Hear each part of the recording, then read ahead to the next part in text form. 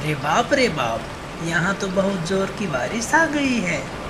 अब तो खेत में काम भी नहीं कर पाऊंगा, लेकिन कुछ देर प्रतीक्षा कर लेता हूँ। क्या पता बारिश थम जाए।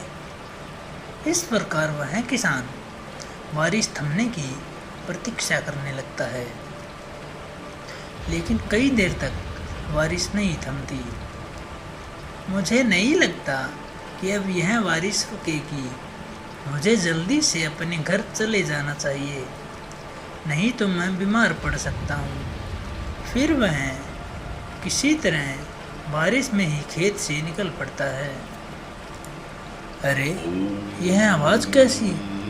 मुझे लगता है यह आवाज़ गुफा से आ रही है, लेकिन यह आवाज़ किसकी हो सकती है? तभी गुफा से एक तेज रोशनी निकलती है। अरे यह प्रकाश कैसा? मुझे लगता है गुफा के अंदर कुछ ना कुछ तो ज़रूर है। चलो चलकर देखता हूँ। अरे यह तो एक साधु है, लेकिन इस साधु के अंदर तो कितना तेज है। तभी उस साधु की आंखें खुल जाती हैं।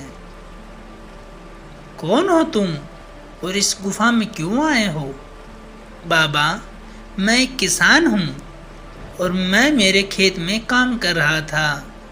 तभी वहाँ भारी बारिश होने के कारण मैं यहाँ से गुजर रहा था, तो मुझे इस गुफा से कुछ आवाज़ सुनाई दे रही थी। इस गुफा में यह देखने आया था कि आखिर इस गुफा में कौन है। लेकिन बेटा, तुम्हें इस गुफा में नहीं आना चाहिए था। यह गुफा बहुत ही खतरनाक है। चले जाओ यहाँ से। ठीक है बाबा, मैं यहाँ से चला जाता हूँ।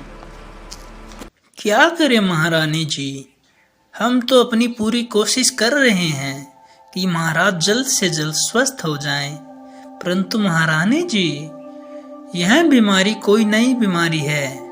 इसका इलाज मैं सही तरह नहीं कर पा रहा हूँ।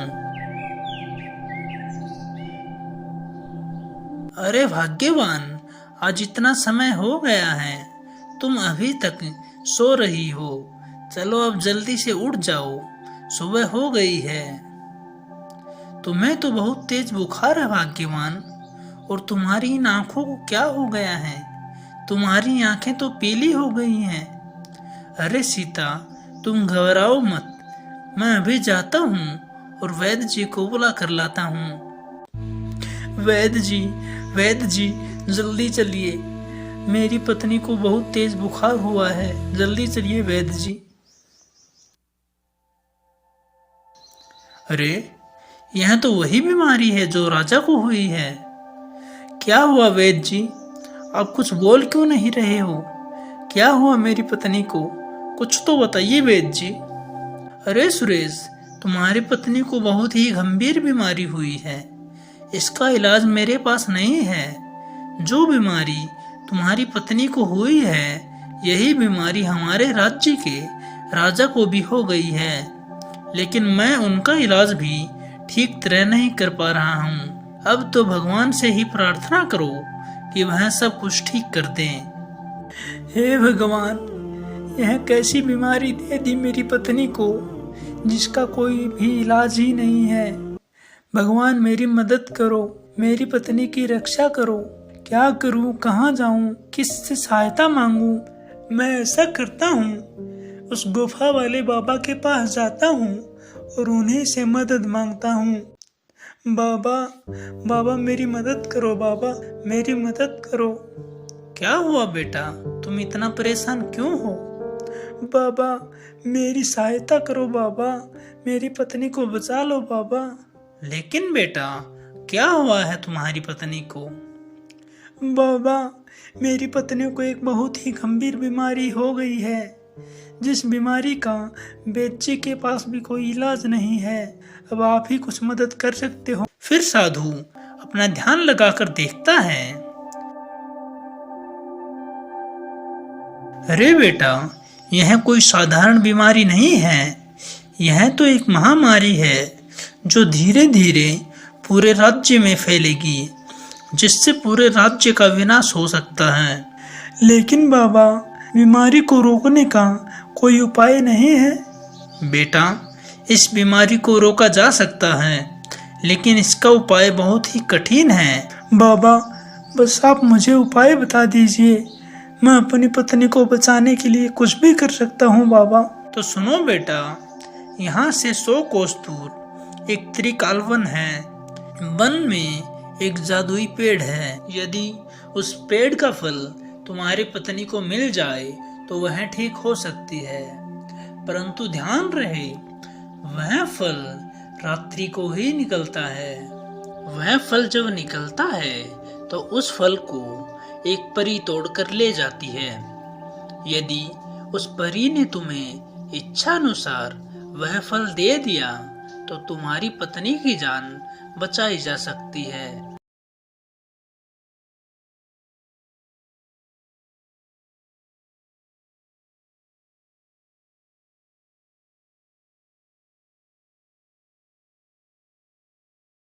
यहाँ तो सारे पेड़ एक समान ही हैं।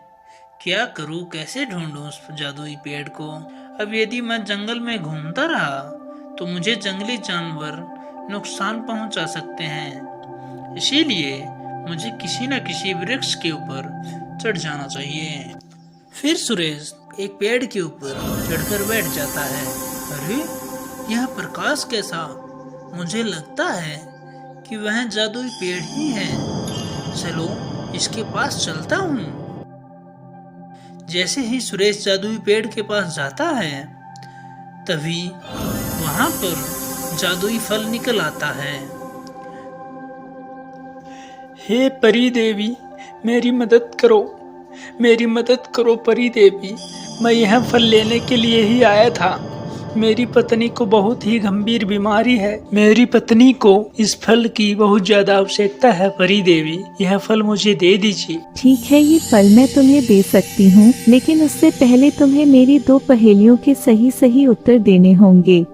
हे परी देवी, मैं आपकी सारी पहेलियों का जवाब देने के लिए तैयार हूँ।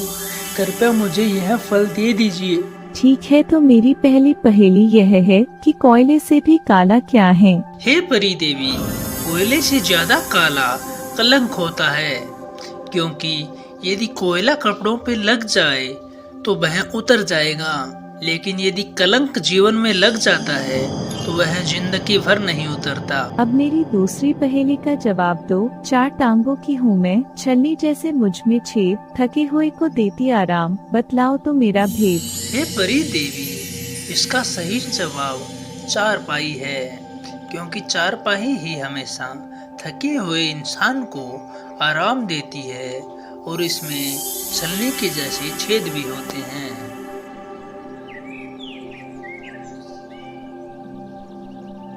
अरे भाग्यवान, ये लो, तुम इस फल को खा लो।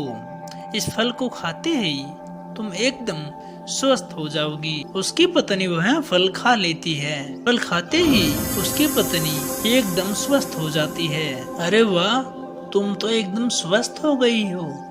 अरे भाग्यवान, अभी तो मुझे इसमें से आधा फल हमारे राज्य के राजा को भी खिलाकर आना है।